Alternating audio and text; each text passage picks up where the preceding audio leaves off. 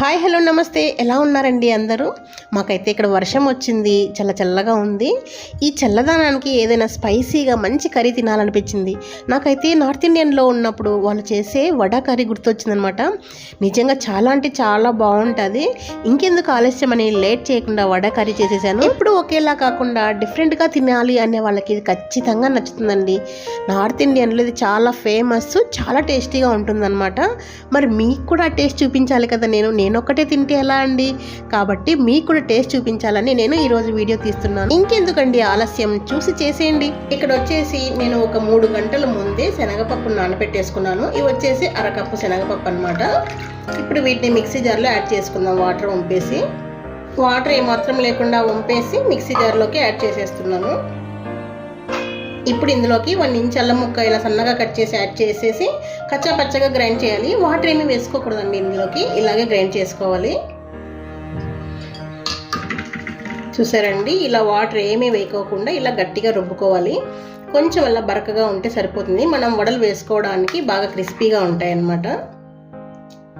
ఇలా వేసేసుకొని సైడ్కి పెట్టేసుకుందాం. ఇప్పుడు ఒక బౌల్ తీసుకొని ఇందులోకి 1 కప్పు పెరుగు యాడ్ చేసుకోండి. 1 కప్పు పెరుగు వేసేసుకున్నాం కదా. ఇప్పుడు ఈ పెరుగుని ఇలా బాగా బీట్ చేసుకోండి. ఇలా బాగా బీట్ చేసుకున్నాం కదా. ఇలా బీట్ చేసుకున్న తర్వాత ఇందులోకి మనం ఇందాక గ్రైండ్ చేసుకున్నాం కదా, అందులో నుండి ఒక 2 స్పూన్స్ యాడ్ చేసుకోండి శనగపప్పు పేస్ట్ని. ఇందులోకి 1 టీ స్పూన్ సాల్ట్ యాడ్ చేస్తున్నాను. చూసి యాడ్ చేసుకోండి, మళ్ళీ వడలో కూడా యాడ్ చేసుకుంటాము. అలాగే ఒక 1/2 టీ స్పూన్ పసుపు, 1/2 టీ స్పూన్ కారము, 1/2 టీ స్పూన్ ధనియా పౌడరు, అలాగే 1/2 టీ స్పూన్ ఆమ్చూర్ పౌడర్ వేయండి. టేస్ట్ మాత్రం చాలా బాగుంటుంది. అలాగే 1/2 టీ స్పూన్ జీలకర్ర పొడి యాడ్ చేసేసుకోవాలి. ఇలా అన్నీ వేసేసుకున్నాం కదా. ఇప్పుడు బాగా మిక్స్ చేసుకోవాలి. ఈ పెరుగులో ఇవన్నీ కలిసేలాగా కలుపుకోవాలి. ఫస్ట్ ఇలా కలిపేసుకున్నాం కదా. కలిపేసుకున్న తర్వాత ఇందులోకి వాటర్ వేసుకోవాలి. మనకి కర్రీలో ఎంత వాటర్ ఉండాలో చూసుకొని అంత క్వాంటిటీ వాటర్ యాడ్ చేసుకోవాలి. మనం మజ్జిగ చారుకు వేసుకుంటాం కదండి, అలా వాటర్ యాడ్ చేసుకోవాలి. అలాగని చెప్పేసి మరి నీళ్ళగా వేయకండి, కొంచెం మీడియం కన్సిస్టెన్సీ ఉండేలాగా చూసుకోండి. మీకు కావాలంటే ఇప్పుడు ఉప్పు సరిపోయిందా లేదా అని చూసుకోవచ్చు. మీరు ఇలా సైడ్కి పెట్టేసుకొని ఇప్పుడు దీనికి పోపు వేసేసుకుందాము. తర్వాత స్టవ్ వెలిగించి పోపు కడాయి పెట్టేసుకొని ఇందులోకి 1 టీ స్పూన్ ఆయిల్ యాడ్ చేసుకోండి. పోపుకే కదా, ఆయిల్ మరీ ఎక్కువగా ఏం అవసరం లేదు. ఆయిల్ వేడెక్కిన తర్వాత ఇందులోకి ఒక 1/2 టీ స్పూన్ ఆవాలు, 1/2 టీ స్పూన్ జీలకర్ర, 1/2 టీ స్పూన్ సోంపు, 2 ఎండుమిర్చి, అలాగే ఒక బిర్యానీ ఆకు యాడ్ చేయండి. ఒక 1 teaspoon kasuri methi add చేయండి. బాగా ఫ్రై అవ్వాలి.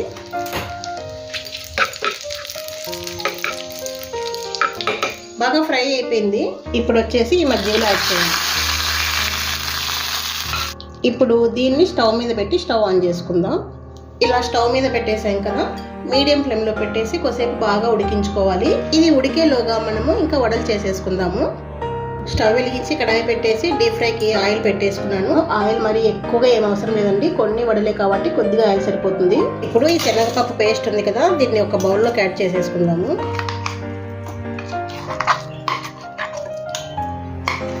ఇప్పుడు ఇందులోకి సన్నగా కట్ చేసుకున్నటువంటి పచ్చిమిర్చి యాడ్ చేసుకోండి. మీరు తినేటువంటి కారాన్ని బట్టి పచ్చిమిర్చి యాడ్ చేసుకోండి.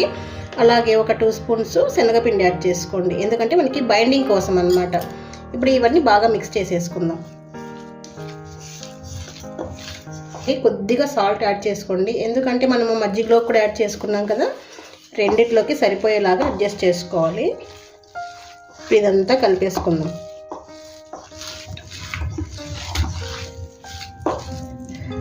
చూసారా, మనకి బైండింగ్ అనేది ఇలా ఉండాలన్నమాట. నూనె కాగుతూ ఉంటుంది. ఇప్పుడు వీటిని వచ్చేసి చిన్న చిన్న పకోడీలాగా వేసేసుకుందాం. ఇలా చూసారా, ఇక్కడ మజ్జిగ వచ్చేసి బాగా బాయిల్డ్ అవుతుందండి. ఇలా బాయిల్డ్ అయితే సరిపోతుంది, మరి ఎక్కువగా ఉడకాల్సిన అవసరం లేదు. ఇప్పుడు ఇంకా స్టవ్ ఆఫ్ చేసుకుందాం. ఆయిల్ అయితే బాగా వేడెక్కింది. వేడెక్కిన తర్వాత మీడియం ఫ్లేమ్లో పెట్టేసుకోండి, అప్పుడే మనకి బాగా కుక్ అవుతాయి లోపల వరకు. ఇప్పుడు మనం ప్రిపేర్ చేసుకున్న పిండిని ఇలా చిన్న చిన్న పకోడీలాగా వేసేసుకోండి.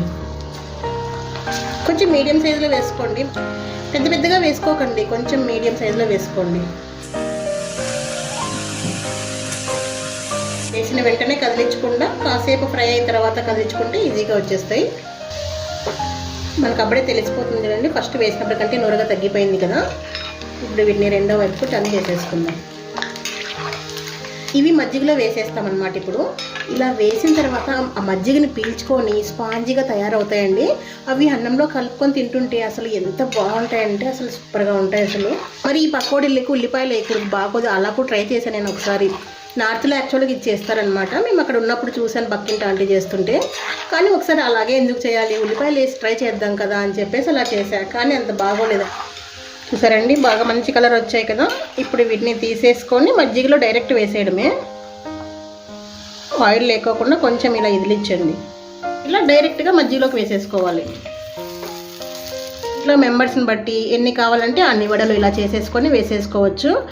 వడలు అన్నీ వేసేసాను. నాకైతే పిండి కరెక్ట్గా సరిపోయిందండి. ఎందుకంటే మేము ఉన్నది ఇద్దరే కదా, అందుకే కొద్దిగా వేసేసాను. మీకు ఇంకా పిండి మిగిలింది అనుకోండి, ఏం చేస్తారంటే ఈవినింగ్ ఇందులోకి ఉల్లిపాయలు, కొత్తిమీర, కరివేపాకు, జీలకర్ర అన్నీ యాడ్ చేసేసుకొని ఈవినింగ్ స్నాక్స్ లాగా ప్రిపేర్ చేసుకోండి. ఇలా చాలా బాగుంటాయి. మీరు రైస్లో కూడా, రసమన్నంలోకి ఇలా కూడా తినచ్చు అనమాట. స్టవ్ వెలిగించి చిన్న ఫ్రై ప్యాన్ పెట్టేసుకొని ఇందులోకి 1 టీ స్పూన్ కంటే కూడా తక్కువగా ఆయిల్ యాడ్ చేసుకోండి. ఆయిల్ వేడెక్కిన తర్వాత కొద్దిగా కరివేపాకు, అలాగే కొద్దిగా కారం యాడ్ చేసుకోండి. నార్త్ ఇండియన్స్లో ఇలా ఎక్కువ చేస్తారండి, దీన్నే తడక అంటారు వాళ్ళు. ఇలా బాగా ఫ్రై అయిన తర్వాత ఇప్పుడు మన కర్రీలో యాడ్ చేసుకోవాలి. చూసారా, తడక వేసిన తర్వాత ఎంత కలర్ఫుల్గా ఉంది కదా. ఇప్పుడు ఇందులోకి సన్నగా కట్ చేసుకున్న కొత్తిమీర యాడ్ చేసేసుకుంటే అయిపోయి. చూసారా ఎంత టేస్టీగా వడ కర్రీ రెడీ అయిపోయింది. ఇవి ఇలా మజ్జిగలో నాని ఎంత సూపర్గా ఉంటాయి తెలుసా అండి. అసలు ఇది జీరా రైస్లో కానీ, బగారా రైస్లో కానీ, వైట్ రైస్లో తిన్నా కానీ సూపర్ టేస్టీగా ఉంటుంది అసలు. చూడ్డానికి ఎంత కలర్ఫుల్గా ఉంది కదండి. చూస్తూ ఉంటేనే ఎప్పుడెప్పుడు తినేద్దామా అనిపిస్తుంది కదా మీకు కూడా. మరి ఇంకెందుకు లేట్ చేయకుండా టేస్ట్ చేసేద్దామా. రైస్ రెడీ అయిపోయింది, కర్రీ రెడీ అయిపోయింది. ఇంకా టేస్ట్ చేసేద్దాం. ఇలా వడలతో సహా వేసేసుకోండి.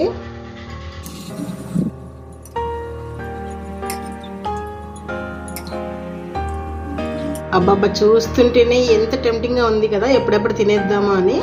నిజంగా చాలా బాగుంటుంది. మీకు ఇంకా వీలైతే జీరా రైస్ కానీ, కలర్ రైస్ కానీ చేసుకొని తినండి, సూపర్గా ఉంటుంది అసలు. ఈ వడలు ఉంటాయి కదండి, ఈ కర్రీలో బాగా నాని మెత్తగా, చూసారా ఎంత సాఫ్ట్గా ఉన్నాయో.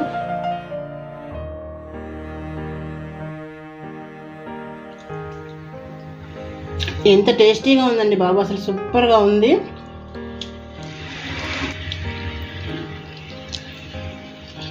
ముద్దకి ఇలా వడ తీసుకొని తినండి, సూపర్గా ఉంటుంది.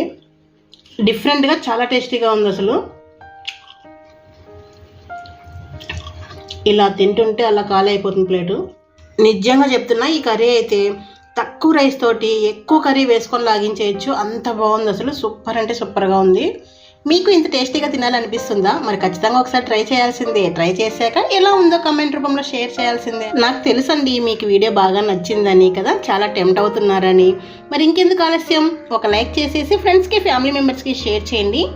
ఇంకొక మంచి ఇలా టేస్టీ రెసిపీతో మళ్ళీ మీ ముందుంటాను. Thank you for the watching.